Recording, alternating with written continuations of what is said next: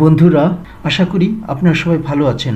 আজকের এই ভিডিওতে আমরা এক্সেলের গুরুত্বপূর্ণ একটি সূত্র নিয়ে কথা বলবো, আর সেই সূত্রটি হচ্ছে ইফ।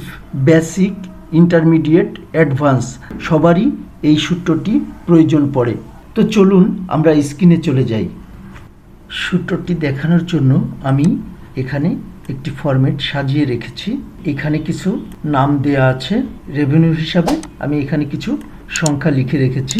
তো ইফ ফাংশনটি হচ্ছে একটি লজিক্যাল ফাংশন, এবং আমি যদি কোনো রেজাল্ট পেতে চাই তাহলে আমাকে একটি লজিক সেট করে দিতে হবে। দেন সেই লজিকটা যদি সত্য হয় তাহলে আমি এক ধরনের অ্যান্সার পাবো, আর যদি সেই লজিকটা মিথ্যা হয় তবে আমি অন্য আর এক ধরনের রেজাল্ট পাবো। এটাই মূলত ইফ সূত্রটি ব্যবহার করে আমরা পাবো। ইকুয়াল টু দিলাম ইফ লেখার সাথে সাথে আমাদের এখানে একটি লেখা আসলো, checks whether a condition is meet.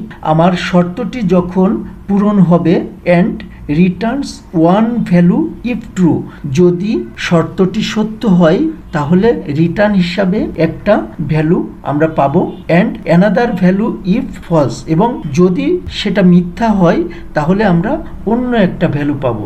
ইফের এখানে ডাবল ক্লিক করলাম। ডাবল ক্লিক করার সাথে সাথে নিচে কিন্তু একটি সিনট্যাক্স চলে আসলো, যেটা বলছে লজিক্যাল টেস্ট। আমাদেরকে লজিক সেট করতে হবে। তো আমরা কি লজিক দিব? আমি এখানে কন্ডিশন 1 লিখে রাখছি, গ্রেটার দেন 10,000। যদি 10,000-এর বেশি রেভিনিউ হয়ে থাকে তাহলে সে বোনাস পাবে 500 টাকা, আর যদি 10,000-এর কম রেভিনিউ হয়ে থাকে তবে সে কোনো বোনাস পাবে না, তার বোনাস হবে 0 অথবা নো বোনাস। তো আমরা প্রথমে লজিকটি সেট করব। এই যে এই ঘরটি C2 গ্রেটার দেন যদি হয় 10,000, মানে 10,000-এর উপরে যদি C2 এর ভ্যালু হয়ে থাকে, আমি লজিকটা বসালাম। তারপরে আমাকে সিনট্যাক্সে এক্সেল বলে দিচ্ছে যে তারপরে তুমি কমা দাও। আমি এখানে একটি কমা দিলাম। কমা দেওয়ার আগে কিন্তু এই যে লজিক্যাল টেস্টের সিনট্যাক্সটি বোল্ড হয়েছিল, এখন কিন্তু আমার ভ্যালু ইফ ট্রু, মানে যদি এই লজিকটি সত্য হয়, C2 10,000-এর থেকে বড় হয় তাহলে সে বোনাস পাবে 500 টাকা। আমি 500 ইনপুট দিলাম। দেখেন এর পরের সিনট্যাক্সটি কিন্তু বোল্ড হয়ে গেছে। এখানে আমাদেরকে বলছে ভ্যালু ইফ ফলস। যদি ভ্যালুটি সত্য না হয়, মানে যদি এই ঘরটির মান 10,000-এর থেকে বেশি না হয়, সেক্ষেত্রে হবে হচ্ছে 0। আমি 0 ইনপুট দিলাম, ব্র্যাকেট ক্লোজ করলাম, ইন্টার দিলাম। যেহেতু এই ঘরটিতে রেভিনিউ আছে 15,000, মানে 10,000-এর থেকে বেশি, এই কারণে শর্ত অনুযায়ী 500 টাকা বোনাস পাবে। এখানে কিন্তু 500 রেজাল্ট আসলো। আমি যদি প্রত্যেকটি ঘরে এই সূত্রটি বসিয়ে দেই, এখানে 500, যেহেতু এটা 10,000-এর উপরে আছে, এটা আছে 11,000, এটাও 10,000-এর উপরে, এখানে আছে 500, এটা দেখেন 9,000। শর্ত অনুযায়ী এটা কিন্তু 10,000-এর নিচে, এই কারণে এটা আসলো 0। আবার এখানেও 10,000-এর নিচেই 0 আসলো। এগুলা দেখেন সবই 10,000-এর নিচে আছে। এটা কিন্তু আবার দেখেন 10,000, এখানেও কিন্তু 0 আসছে, কারণ আমাদের শর্ত অনুযায়ী 10,000-এর বেশি রেভিনিউ হতে হবে, নতুবা সে কোনো বোনাস পাবে না।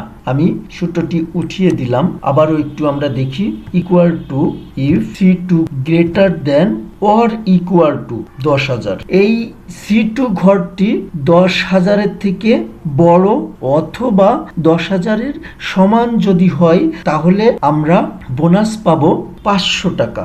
আমি কমা দিলাম।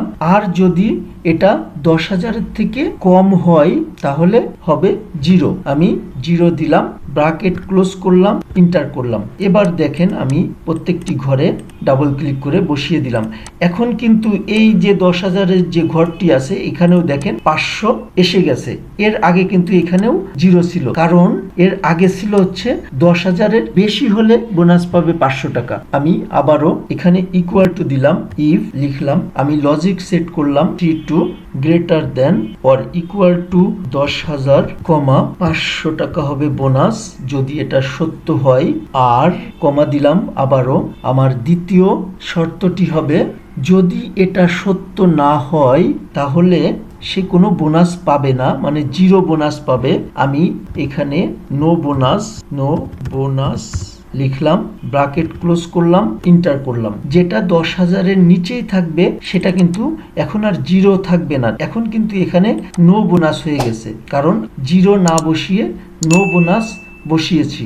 আমি প্রথম সূত্রটি বসিয়েছিলাম যেভাবে, তার থেকে কিন্তু এখানে একটু ব্যতিক্রম আছে। সেটি হচ্ছে আমি যে এখানে নো বোনাস লিখেছি, নো বোনাসটি কিন্তু ইনভার্টেড কমার ভিতরে বসিয়েছি। এর আগে আমি যখন 0 বসিয়েছিলাম সেখানে কিন্তু কোনো ইনভার্টেড কমা দিয়েছিলাম না। কারণ হচ্ছে এক্সেলের যে কোনো ফর্মুলার ক্ষেত্রে আমরা যদি টেক্সট ইউজ করি শর্ত হিসাবে বা যে কোনো ফর্মুলার ভিতরে, তাহলে অবশ্যই সেই টেক্সট ভ্যালুটি ইনভার্টেড কমার ভিতরে লিখতে হবে। আশা করি আপনারা বুঝতে পেরেছেন। তো আজকের ভিডিওটি এখানেই শেষ করছি। সামনের ভিডিওতে মাইক্রোসফট এক্সেলের অন্য কোনো বিষয় নিয়ে আপনাদের সাথে আবারও কথা হবে। সে পর্যন্ত আপনারা সবাই ভালো থাকবেন। ধন্যবাদ সবাইকে।